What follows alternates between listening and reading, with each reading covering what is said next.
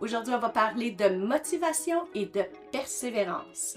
La motivation, c'est comme un moteur interne qui nous pousse à agir et à atteindre nos objectifs. Quand on parle de motivation, il y a deux types de motivation. Il y a la motivation intrinsèque, celle qui vient de l'intérieur, comme par exemple, je vais être fier de moi. Et il y a la motivation extrinsèque, celle qui dépend de facteurs externes, comme par exemple, je veux perdre 20 kilos pour pouvoir entrer dans ma robe le jour du mariage. Les études ont démontré que quand la motivation, elle est intrinsèque, interne, les chances de réussir notre objectif sur la durée sont beaucoup plus grandes que si la motivation est extrinsèque. D'ailleurs, vous l'avez sûrement remarqué, tous ceux et celles qui perdent du poids pour un événement précis le reprennent tout aussi rapidement après l'événement en question. Et c'est tout à fait normal. Je vous explique. Quand la motivation elle est extrinsèque, on a un but précis. On sait exactement combien de poids on veut perdre, comment on veut le perdre et par quelle date on a besoin de perdre ce poids. Et le cerveau adore la précision et il collabore à merveille tant aussi longtemps qu'on le guide et qu'on célèbre tous les petits pas vers l'accomplissement de notre objectif. Mais une fois l'objectif atteint, s'il n'y a plus de commande donnée au cerveau et qu'il n'y a plus de célébration, le cerveau va tout simplement arrêter de collaborer. Sans direction claire, il n'y a plus de support du cerveau. Il va donc activer les bons vieux chemins neuronaux et c'est là qu'on bascule rapidement dans nos vieux patterns. Ceci étant dit, c'est pas mauvais de faire appel à la motivation extrinsèque. Il faut seulement savoir que cette motivation-là vient avec une fin. Par exemple, si je veux perdre du poids parce que j'ai envie d'être fière de moi, motivation intrinsèque, et que j'ai envie d'incarner le fait d'être une grand-maman en santé, motivation intrinsèque, ben, le cerveau va me supporter pendant beaucoup plus longtemps parce que, inévitablement, je vais être grand-mère jusqu'à la fin de mes jours. Donc, on va optimiser sur la durée et on va avoir beaucoup plus de support du cerveau, surtout si on continue de le guider avec précision et qu'on célèbre chaque petit pas tous les jours. Maintenant, pour faire de son cerveau un allié et avoir un maximum de motivation, c'est hyper important de visualiser avec précision ce que vous voulez accomplir.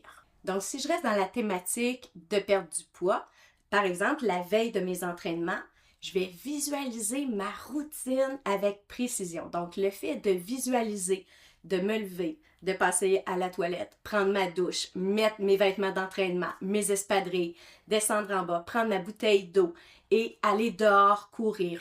Et de le faire avec fierté et de ressentir cette fierté-là de poser des actions pour ma santé, ça va clairement guider mon cerveau à me supporter dès le lendemain matin quand je vais exécuter la même routine. Évidemment, on l'a vu ensemble, le cerveau carbure à l'émotion. Donc, plus il y a de l'émotion dans une activité, plus le courant électrique est fort et plus le courant électrique est fort, plus un chemin neuronal va basculer en automatisme. Et c'est ce qu'on veut pour avoir de la motivation. On veut des chemins neuronaux qui nous maintiennent en automatisme dans notre motivation de passer à l'action. Et pour ça, c'est important de réfléchir à l'action que j'ai à poser pour laquelle je manque peut-être un peu de motivation. Comment je pourrais poser cette action-là dans le plaisir? Comment je peux avoir du fun? Comment je peux être confortable? Comment je peux, moi j'utilise l'expression des fois, pimper l'activité pour que ce soit vraiment un wow et un you. Et si je reviens à l'exemple de l'entraînement, il peut s'agir de choisir sa musique préférée, il peut s'agir de, si on est dans une salle de sport à la maison, est-ce qu'on peut mettre une télévision et écouter notre série préférée? Est-ce qu'on peut mettre un tableau de visualisation avec des encouragements?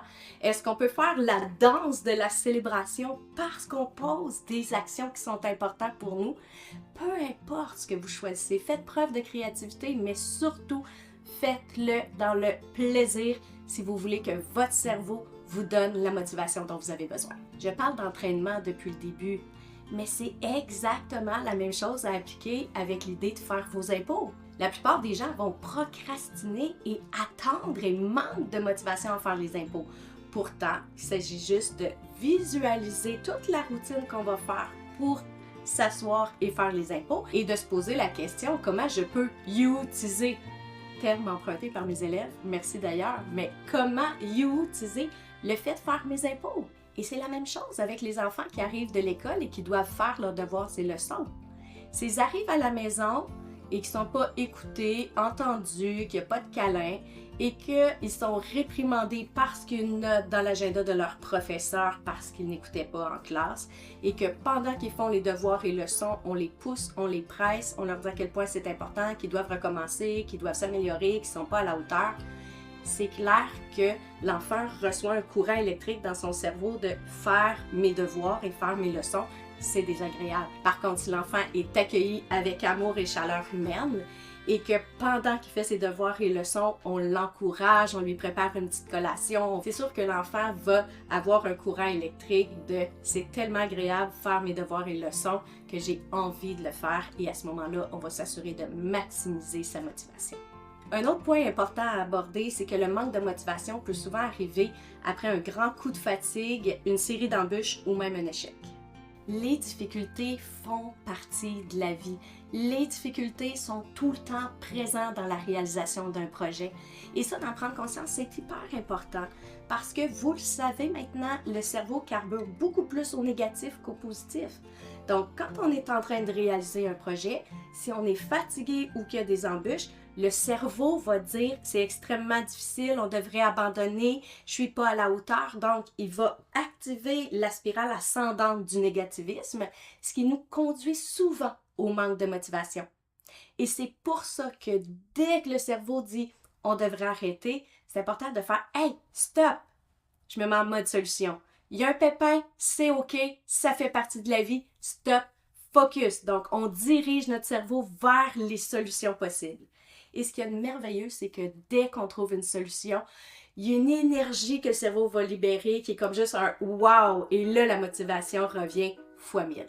Mais si le manque de motivation survient suite à une accumulation de fatigue, c'est hyper important de se reposer. Le corps envoie un signal qu'il faut écouter.